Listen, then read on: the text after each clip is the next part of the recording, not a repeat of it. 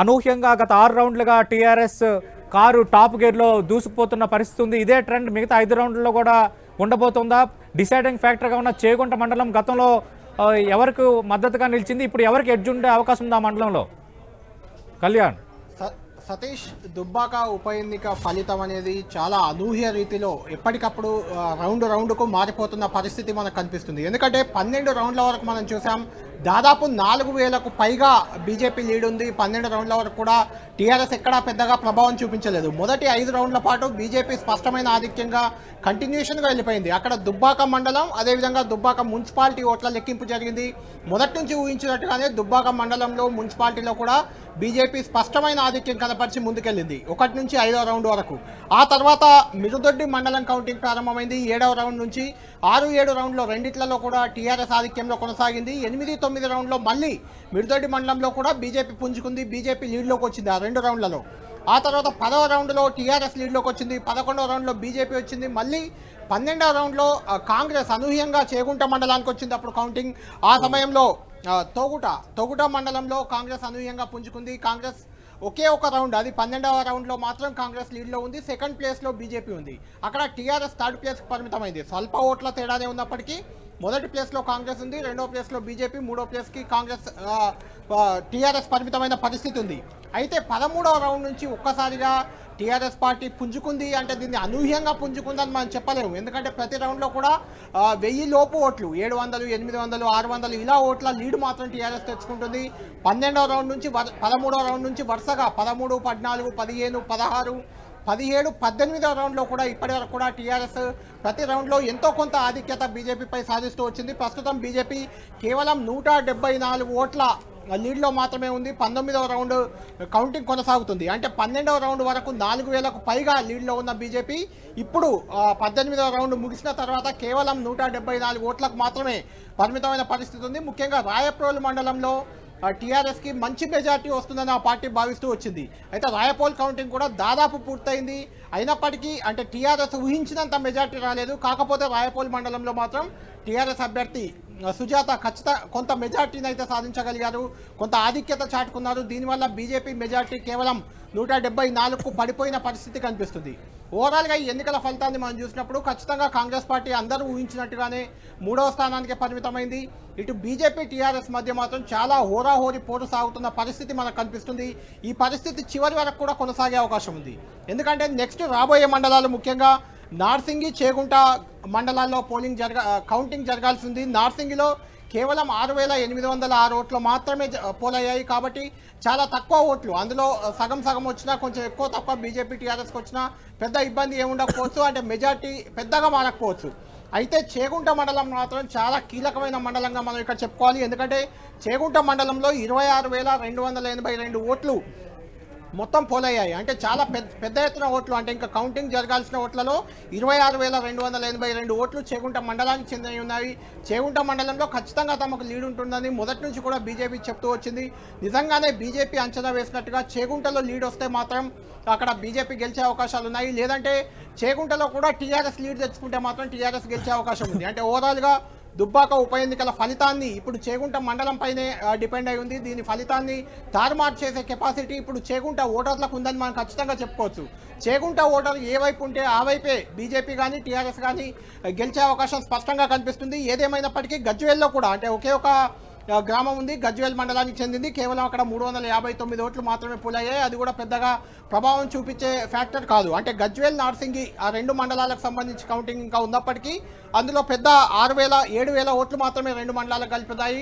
అది డిసైడింగ్ ఫ్యాక్టర్గా మనం చెప్పలేము.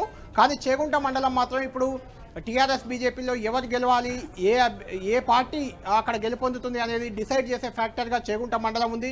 ఇక్కడ బీజేపీ మాత్రం మొదటి నుంచి కూడా ఆశలు పెట్టుకుంది. చేగుంట మండలంలో ఖచ్చితంగా తమకు లీడ్ వస్తుందని మనతో కూడా బీజేపీ అభ్యర్థి రఘునందన్ రావు ఇదో గతంలో కూడా 2-3 సార్లు చెప్పారు. బీజేపీ కూడా ఆ మండలం పైన ఎక్కువ ఆశలు పెట్టుకున్న నేపథ్యంలో ఇప్పుడు చేగుంట ఓటర్ల తీర్పు ఎలా ఉండబోతుంది అన్నది ఆసక్తిగా మారింది.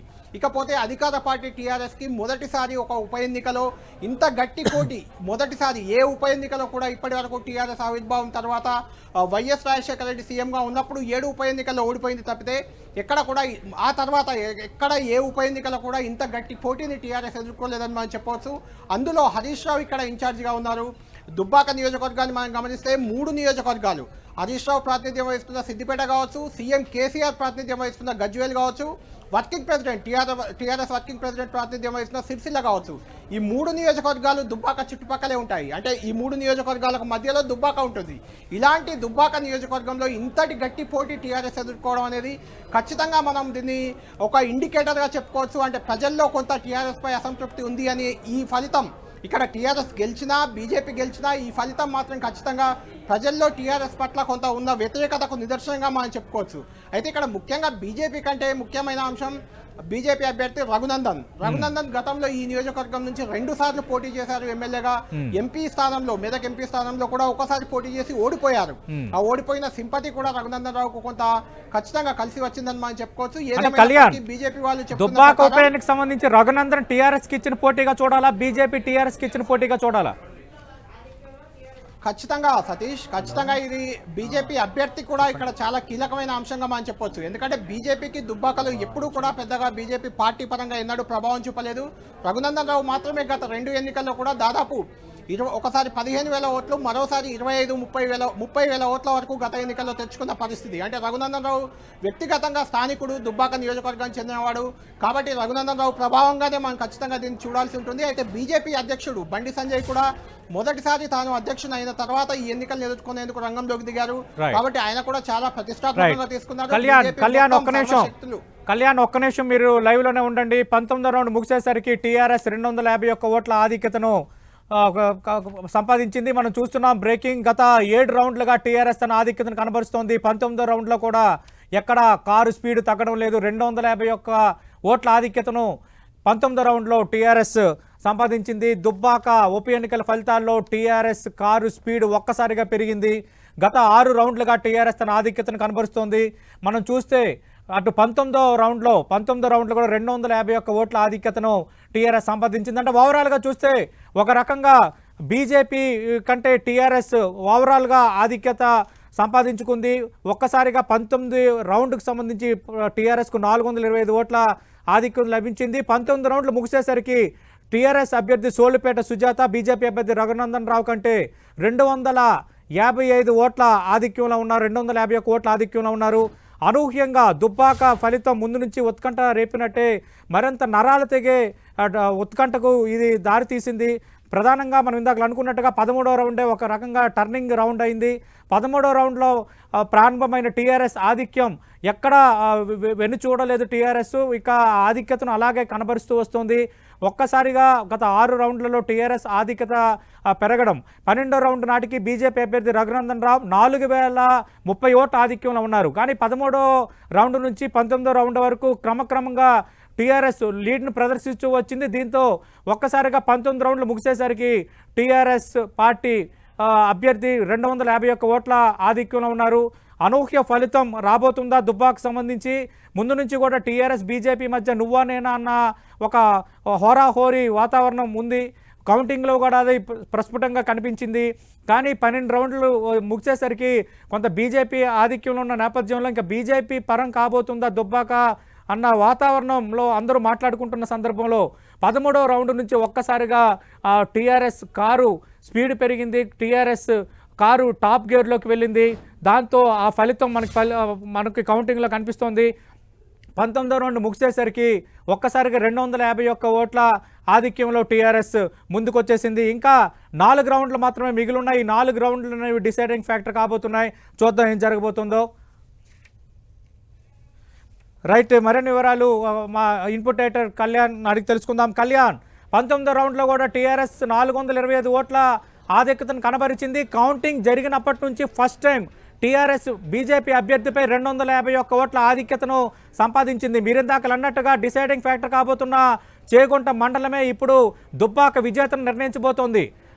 మీ విశ్లేషణ ఏంటి? చేగుంట ఎవరికి చెయ్యిస్తుంది, ఎవరికి చెయ్యెత్తి జై కొడుతుంది?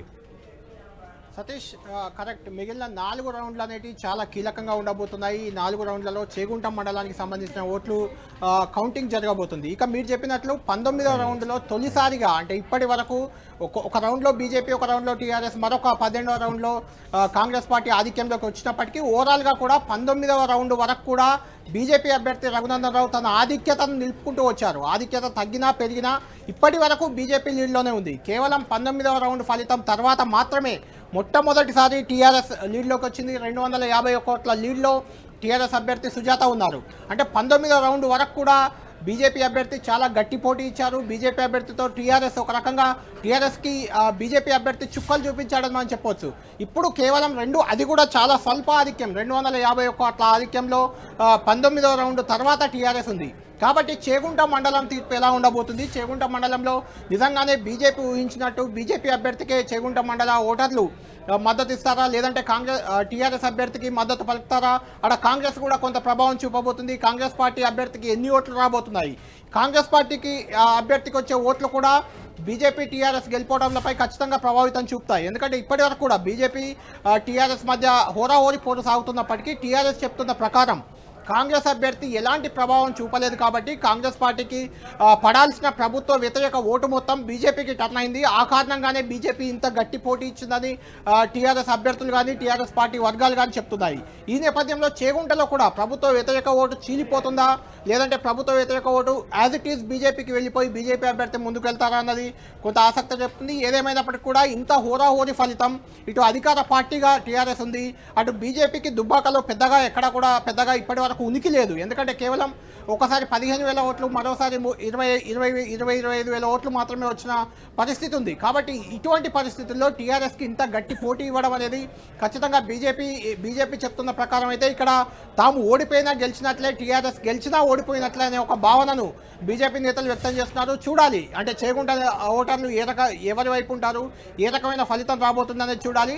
అయితే ఇక్కడ మరొక ముఖ్యమైన అంశం కూడా చెప్పుకోవచ్చు సతీష్. మనం బీజేపీ మొత్తం రాష్ట్ర పార్టీ మొత్తం బీజేపీ దుబ్బాకలో మకాం వేసింది, ప్రచారం సాగించింది. అదేవిధంగా కాంగ్రెస్ పార్టీ కూడా ఉత్తమ్ కుమార్ రెడ్డి, బట్టి విక్రమార్క సహా వాళ్ళ ఇన్ఛార్జ్ ఆధ్వర్యంలో, కాంగ్రెస్ పార్టీ ఇన్ఛార్జ్ మాణిక్యం ఠాగూర్ ఆధ్వర్యంలో పూర్తి పార్టీ కూడా దుబ్బాకలోనే మకాం వేసి ప్రచారం సాగించింది. అయితే టీఆర్ఎస్ నుంచి మాత్రం బయట ఉన్న ఏ ఒక్క ముఖ్య నాయకులు కూడా దుబ్బాక నియోజకవర్గంలో అడుగు పెట్టలేదు. పూర్తిగా హరీష్ రావు బాధ్యతలన్నీ భుజాన వేసుకొని ప్రచారం సాగించారు. అయినప్పటికీ ఇలాంటి ఫలితం అంటే హరీష్ ఉప ఎన్నికల స్పెషలిస్ట్గా చెప్తుంటారు, హరీష్ను ట్రబుల్ షూటర్ అని కూడా అంటారు టీఆర్ఎస్లో. ఎందుకంటే ఎక్కడ ఉప ఎన్నిక వచ్చినా, అది పథకాల కావచ్చు, స్టేషన్ గన్పూర్ కావచ్చు, ఎక్కడ ఉప ఎన్నికలు, కరీంనగర్ ఉప ఎన్నిక కేసీఆర్ పోటీ చేసినప్పుడు కూడా హరీష్ అక్కడ ఇన్ఛార్జిగా వ్యవహరించి భారీ విజయాన్ని కట్టబెట్టిన చరిత్ర ఆయనకు ఉంది. అయితే దుబ్బాకలో, అది తన నియోజకవర్గం పక్కనే ఉన్న దుబ్బాకలో కూడా ఇలాంటి ఫలితం రావడం అనేది టీఆర్ఎస్ శ్రేణులకు కానీ ముఖ్యంగా హరీష్ రావు కానీ ఒక మింగుడు పడని అంశంగా చెప్పుకోవచ్చు. ఈ ఫలితం ద్వారా రానున్న ఎన్నికల్లో టీఆర్ఎస్ ఖచ్చితంగా మరింత జాగ్రత్తగా ముందుకు వెళ్లాల్సిన పరిస్థితి ఉంది. లేదంటే ప్రజాగ్రహం ఖచ్చితంగా ఉంటుందనే ఒక ఇండికేషన్ మాత్రం దుబ్బాక ఎన్నిక ద్వారా ఇచ్చినట్లు మనకు అర్థమవుతుంది. దీనికి కారణం రఘునందన్ రావు చేసిన కృషి కూడా మనం చెప్పుకోవచ్చు. ఎందుకంటే 6 నెలల ముందు నుంచే రఘునందన్ రావు నియోజకవర్గంలో మకాం వేసి ప్రచారం సాగించారు. టీఆర్ఎస్ కొంత ఆలస్యంగా ప్రచారంలోకి దిగింది. ఏదేమైనప్పటికీ దుబ్బాక ఫలితం మాత్రం ఇప్పుడు చేగుంట ఓటర్ల చేతిలో ఉందని మనం చెప్పుకోవచ్చు సతీష్. Right Kalyan, overall